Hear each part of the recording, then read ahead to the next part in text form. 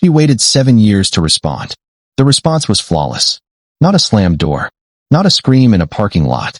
Not even a single angry text message sent at 2 in the morning and regretted by sunrise. 7 years of silence. And then, in the space of 11 minutes, everything the two people who destroyed her had built was gone. And the terrifying part is this. They never saw it coming, because they never once considered that the woman they betrayed was capable of patience. Her name was Naomi Reyes, and if you had met her in the spring of that first year, you would have called her the softest person in the room. She apologized when other people bumped into her. She kept a bowl of butterscotch candy on her desk for anyone having a hard day. She was the kind of woman who remembered your dog's name before she remembered your last name. And it was exactly that softness that made her the perfect target. Naomi had spent 9 years building a boutique architecture firm from a card table in her apartment into a studio with its name etched in brushed steel on a downtown building. She called it Fieldstone Collective. Every contract, every client relationship, every sleepless night poring over blueprints. It was hers. But she wasn't naive enough to build it alone. Two people stood beside her the entire way. Her husband, Elliot, who handled the firm's finances, and her closest friend since architecture school, a woman named Priya, who ran business development and had, over the years, become something closer to a sister than a colleague. Naomi trusted both of them completely. That trust is where this story begins to rot. It started with something small, the way these things always do. A missed dinner. A phone that stayed face down on the counter. A business trip that got extended by 2 days for reasons that felt just slightly too convenient. Naomi noticed these things the way you notice a draft in a house. You feel it before you can explain it. She told herself she was being paranoid. She told herself 9 years of marriage earns you the benefit of the doubt. She was wrong, and some quiet, ancient part of her already knew it. The confirmation came on a Tuesday, which somehow made it worse. Tuesdays aren't supposed to be the day your life falls apart. She had gone into the office early to grab a set of drawings she'd forgotten, and found Elliot's laptop still open on the conference table, still logged into an email account she didn't recognize. She almost closed it. She has thought about that moment more than any other moment in her life. The half-second where she could have walked away and kept living inside the story she'd built for herself. Instead, she sat down. What she found wasn't just an affair. An affair, on its own, she might have survived. What she found was a paper trail. Elliot and Priya hadn't just been sleeping together for the better part of 2 years. They had been quietly siphoning clients away from Fieldstone Collective into a shell company Priya had registered under her mother's maiden name. Every major account Naomi had personally built relationships for, every referral that came from her reputation, was being slow-walked out the back door while she was busy designing the buildings that made the firm's name worth stealing. She sat in that office for 4 hours. She didn't cry. She didn't call anyone. She read every email twice, took photographs of every screen with her own phone rather than forwarding anything that could be traced, and then she closed the laptop exactly the way she'd found it. And that was the moment the woman with the butterscotch candy on her desk quietly stopped existing. Here is the part that separates this story from every other betrayal story you have ever heard. Naomi did not confront them. She did not consult a divorce lawyer that week.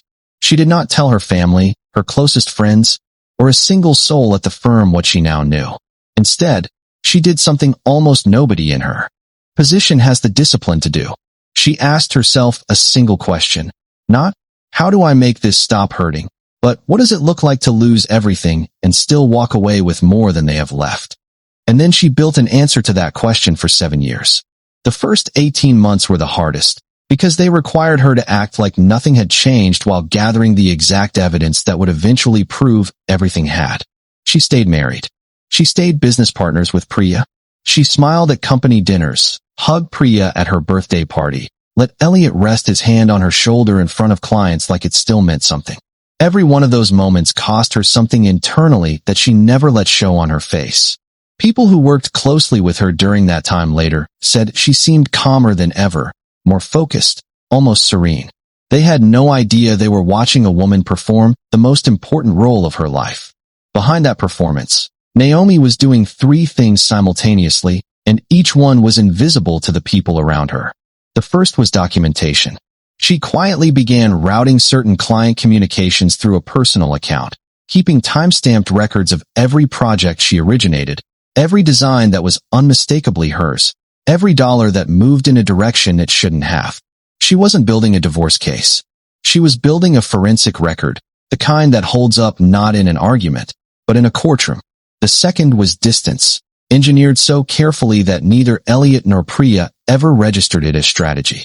Over 18 months, Naomi restructured her role at Fieldstone Collective, positioning herself as the creative visionary who stayed above the daily operations Priya managed and the finances Elliot controlled. It looked like delegation. It looked like a woman finally learning to let go and trust her team. In reality, it meant that fewer and fewer decisions required her direct authorization, which meant fewer opportunities for either of them to notice that she was quietly transferring her personal intellectual property, her original architectural concepts, her signature design language, into a separate legal entity that existed nowhere near Fieldstone's official paperwork. The third thing she did was the one that would take the longest, and the one that would ultimately matter the most. She began building a second company, not a rival firm announced with press releases and launch parties. A dormant one, registered quietly under a name that meant nothing to anyone, with no employees, no office, no public presence at all. For years, it did nothing but exist. It held nothing but a handful of contracts Naomi slowly, carefully, legally rerouted to herself as the true originating designer on projects Fieldstone had claimed credit for. Every signature she collected made the shell company a little more real and made Fieldstone Collective's foundation a little more hollow. Without either owner noticing, the floor beneath them had begun to shift. 3 years in, something happened that almost ended everything. Priya, sharper than Elliot in almost every way, noticed a discrepancy in the client billing records, a project fee that had technically been paid to an entity she didn't recognize. For one terrifying week, Naomi thought she'd been discovered. She remembers standing in the office bathroom, gripping the edge of the sink, rehearsing an explanation in case she was asked. But Priya, blinded by the same confidence that let her believe she could betray her best friend without consequence, decided the discrepancy was a bookkeeping error and moved on. She never once considered that the quiet, agreeable woman she'd been stealing from for years might be capable of outmaneuvering her. That single assumption, that Naomi was too soft, too trusting, too naive to ever notice, let alone respond, became the single greatest advantage Naomi had. By year 5, the shell company Naomi had built in secret had quietly become something extraordinary. Because every project attached to it had originated from her own hand, its portfolio was, without either Elliot or Priya realizing it, more architecturally significant than Fieldstone Collective's. She had spent 5 years feeding her real reputation into a vessel with no name recognition yet, waiting for exactly the right moment to give it one. That moment arrived in year 6, when Fieldstone Collective was approached about the single largest opportunity in the firm's history, a chance to be acquired by a much larger national design group, in a deal that would have made Elliot and Priya wealthy beyond anything they'd imagined. The acquiring company's due diligence process required something Elliot and Priya never anticipated: complete legal verification of who actually owned the intellectual property behind Fieldstone's most celebrated work. This is where the 7-year silence finally became a 7-year sentence. When the acquiring company's lawyers began requesting original design documentation, contracts, and authorship records for the projects that made Fieldstone worth acquiring, they discovered something that made the entire deal freeze overnight. The core intellectual property, the actual architectural designs that had won awards, attracted press, and built the firm's reputation, was not, in fact, owned by Fieldstone Collective at all. It was owned by a separate entity, one with airtight, fully documented, legally uncontestable proof of original authorship, one that had never once been publicly connected to Naomi Reyes, until the exact week she chose to reveal it. Elliot found out first, sitting across from her in a conference room he thought was for a routine deal update, watching Naomi's lawyer slide a folder across the table that contained 7 years of quietly gathered proof: the affair, the diverted clients, the shell company, and the financial trail Elliot himself had unknowingly left behind every single time he thought he was the one in control of the money. He went pale in a way people don't often go pale outside of movies. He asked her, voice shaking, how long she had known. Naomi didn't raise her voice. She has said since that she didn't need to. She told him 7 years, almost to the week. She told him she had learned every detail of his affair with Priya within days of it beginning, and that she had spent every year since building something he and Priya were both too arrogant to imagine she was capable of building, not out of revenge, but out of the simple, devastating conclusion that people who betray you never expect you to become someone new while they weren't watching. The acquisition deal collapsed within 72 hours. Not because Naomi sabotaged it out of spite, but because the moment the buyers realized Fieldstone's most valuable asset legally belonged to someone else entirely, the entire valuation of the company evaporated. Naomi didn't have to destroy Fieldstone Collective. She simply had to reveal the truth, and the truth did the rest. Priya's unraveling was slower, and in some ways crueler, because it came from every direction at once. The shell company Naomi had spent years quietly feeding contracts into stepped forward publicly for the first time. Not with a press release about Betrayal, but with a portfolio launch that stunned the architecture world, revealing that the firm's most award-winning designs of the last several years had actually originated from an independent studio no one had heard of, run by a woman named Naomi Reyes. Industry publications that had once profiled Fieldstone Collective's visionary team scrambled to run corrections. Clients who had unknowingly signed contracts built on stolen credit began quietly reaching out to Naomi directly, unwilling to be associated with a firm suddenly engulfed in controversy.